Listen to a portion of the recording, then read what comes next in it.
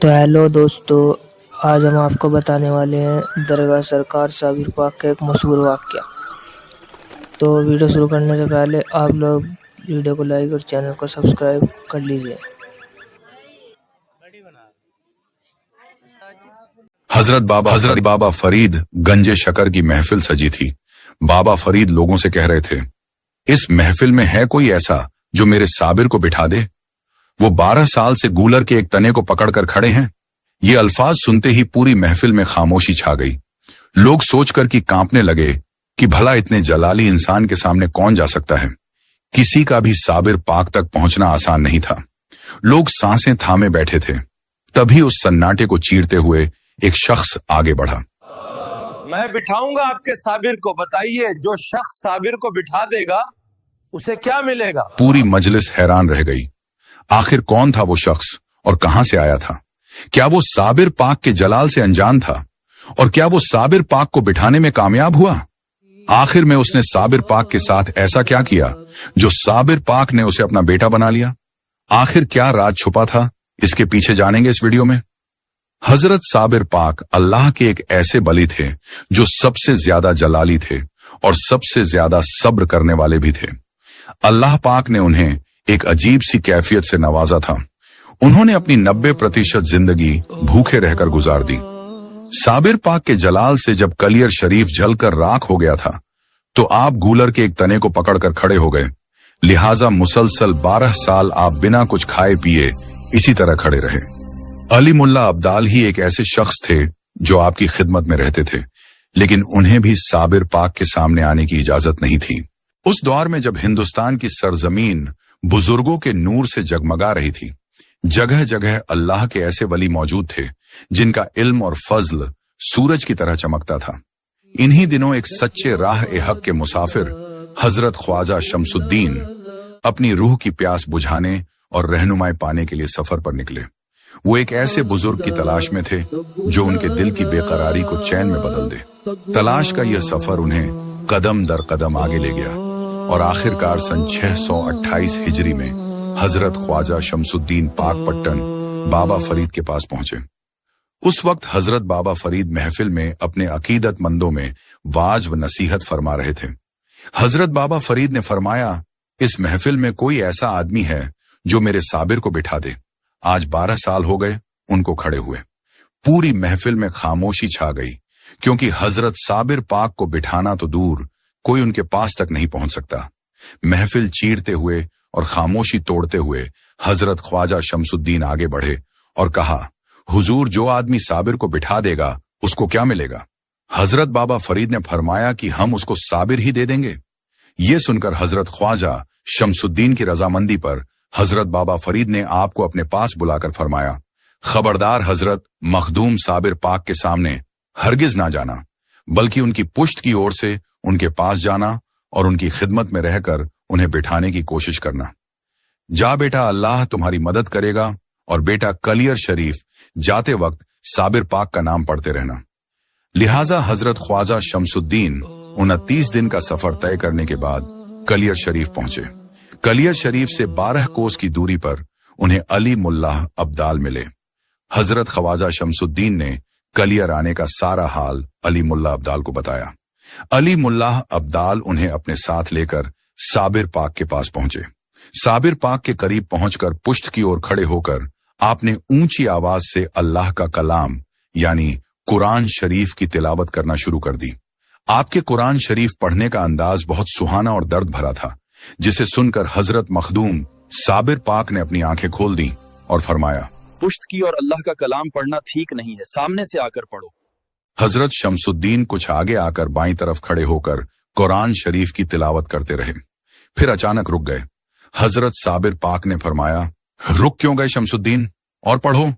اس پر شمس الدین نے عرض کیا، حضرت کھڑے کھڑے تھک گیا ہوں، اب کھڑے ہو کر پڑھنے کی ہمت نہیں ہے۔ حضرت شمس الدین کا یہ جواب سن کر آپ نے فرمایا، اچھا بیٹھ جاؤ، بیٹھ کر پڑھو۔ اس پر حضرت شمس الدین نے جواب دیا، حضور ایسا کیسے ہو سکتا ہے کہ حضور کھڑے رہیں اور غلام بیٹھ جائے؟ لہٰذا اللہ کا کلام سننے کے شوق میں حضرت مخدوم صابر پاک نے بیٹھنے کا ارادہ کیا، لیکن بیٹھتے کیسے، ہاتھ پاؤں سن ہو گئے تھے۔ हजरत शमसुद्दीन ने सहारा देकर इसी गूलर के तने से टेक लगाकर आपको बैठा दिया और फिर कुरान शरीफ की तिलावत करना शुरू कर दी। लिहाजा कुछ देर बाद फिर हजरत शमसुद्दीन पढ़ते पढ़ते रुक गए तो हजरत मखदूम साबिर पाक ने पूछा, अब क्यों तिलावत बंद कर दी? तो हजरत शमसुद्दीन ने कहा, मेरा इरादा पाक पट्टन जाने का था। अगर हुजूर मुस्तकिल तौर पर इस गुलाम को अपनी खिदमत का शर्फ अता फरमाएं तो यहीं कयाम करूं। हजरत मखदूम साबिर पाक ने फरमाया, तुमको मेरे पीर ने भेजा है। शमसुद्दीन ने कहा, जैसा हुजूर को मालूम है। हजरत मखदूम साबिर पाक ने ख्वाजा शमसुद्दीन के सर पर हाथ रखा और फरमाया, आज से तुम मेरे बेटे हो। इसके बाद साबिर पाक ने उनको मुरीद किया और बाकायदा ख्वाजा शमसुद्दीन चिश्तिया सिलसिले में शरीक हो गए।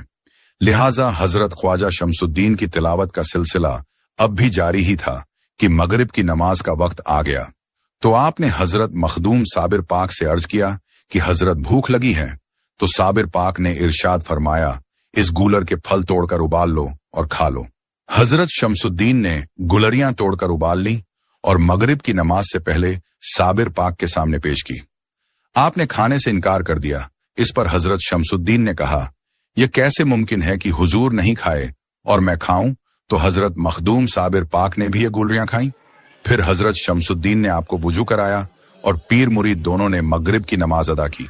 हजरत मखदूम साबिर पाक ने शमसुद्दीन को हिदायत दी कि बेटे रात के वक्त मेरे पास मत आना, तुम्हें सुबह आने की इजाजत है।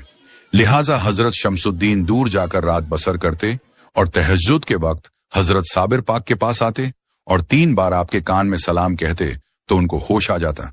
फिर साबिर पाक को वुजू कराते और फिर तहज्जुद व फज्र की नमाज अदा करने के बाद खुदा की याद में डूब जाते। हजरत शमसुद्दीन जब आपको नमाज के वक्त की याद दिलाते तो हजरत साबिर पाक नमाज अदा कर लेते थे। कुछ वक्त बाद हजरत शमसुद्दीन ने एक झोपड़ी बनाई जिसमें वो अपने पीर के साथ रहने लगे। हजरत मखदूम साबिर पाक का रोज का मामूल था कि दिन में हर दिन रोजा रखते थे। इफ्तार के वक्त जब हजरत शमसुद्दीन गूलरियां आपके सामने पेश करते तो कभी कभी साबिर पाक आलमे इस्तगराक में फरमाते कि खुदा खाने और पीने से पाक है। फिर जब कुछ होश आता तो फरमाते, हाँ लाओ, खुदा खुदा ही है और बंदा बंदा ही है। बंदा खाता है, खुदा इससे पाक है। लिहाजा हजरत शमसुद्दीन के अलावा और कोई बनी आदम में से हजरत मखदूम साबिर पाक के सामने हाजिर नहीं होता था। हजरत मखदूम साबिर पाक के मुंह से जो भी कलिमा निकलता था वो फौरन कबूल हो जाता था। शमसुद्दीन कहते हैं कि मैं दिन में कई बार अंधा होता था और कई बार लंगड़ा होता था और फिर बाद में ठीक हो जाता था। लिहाजा साबिर पाक जब गुस्से में होते तो कहते कि शमसुद्दीन क्या तुम अंधे हो गए हो? तो शमसुद्दीन अंधा हो जाते थे। फिर आवाज देते कि शमसुद्दीन यहाँ आओ, तो शमसुद्दीन कहते कि हुजूर मुझे तो कुछ दिखाई नहीं दे रहा। तब साबिर पाक फरमाते कि मेरा शमसुद्दीन अंधा कैसे हो गया? इतना कहते ही शमसुद्दीन की आंखें ठीक हो जाती थीं। एक बार का जिक्र है कि कलियर शरीफ के पास से एक बारात गुजर रही थी। उस बारात में ढोल ताशे बज रहे थे और गाने भी गाए जा रहे थे। जब इन ढोल ताशों और गानों की आवाजें हजरत मखदूम साबिर पाक के कानों तक पहुंची तो आपने अपनी आंखें खोली और फरमाया, ये हमारी इबादत में खलल डालने कहां से आ गए? आपने अपने खादिम शमसुद्दीन से पूछा, शमसुद्दीन ये कैसी आवाज है? शमसुद्दीन ने अर्ज किया, हुजूर ये कोई बारात जा रही है, ये आवाज उसी की है। तब आपने फरमाया, शमसुद्दीन जो प्याला तुम्हारे पास रखा है उस बारात का ध्यान करके इस प्याले को उल्टा कर दो। शमसुद्दीन ने जैसे ही प्याला उल्टा किया, अचानक बारातियों को चारों तरफ पहाड़ ही पहाड़ नजर आने लगे। उन्हें आगे कोई रास्ता ही नहीं मिला। सब परेशान हो गए और वहीं रुक गए। जो लोग बारात से आगे निकल चुके थे वो बहुत परेशान हुए कि अब तक बारात क्यों नहीं पहुंची। लिहाजा बारात जब 4 दिन तक गायब रही तो कुछ लोग दिल्ली पहुंचे और हजरत निजामुद्दीन की खिदमत में हाजिर हुए और अर्ज किया, हुजूर हमारी बारात 4 दिन से गायब है, न कोई खबर है न पता। हजरत निजामुद्दीन औलिया ने फरमाया, कल तुम्हारी बारात सही सलामत पहुंच जाएगी। इसके बाद आपने एक खत लिखा और अपने खास मुरीद मोहम्मद अफजल अब्दाल के हाथ कलियर शरीफ हजरत साबिर पाक की खिदमत में भेजा। खत में लिखा था, हुजूर इन लोगों की गलती को माफ कर दीजिए, इनसे भूल से खता हो गई है। खत पढ़कर हजरत साबिर पाक ने शमसुद्दीन से कहा, शमसुद्दीन प्याला सीधा कर दो। जैसे ही प्याला सीधा किया सब पहाड़ हट गए और बारातियों का रास्ता साफ हो गया। मोहम्मद अफजल अब्दाल ने बारातियों से जाकर कहा, अब रास्ते में गाना बजाना बिल्कुल मत करना।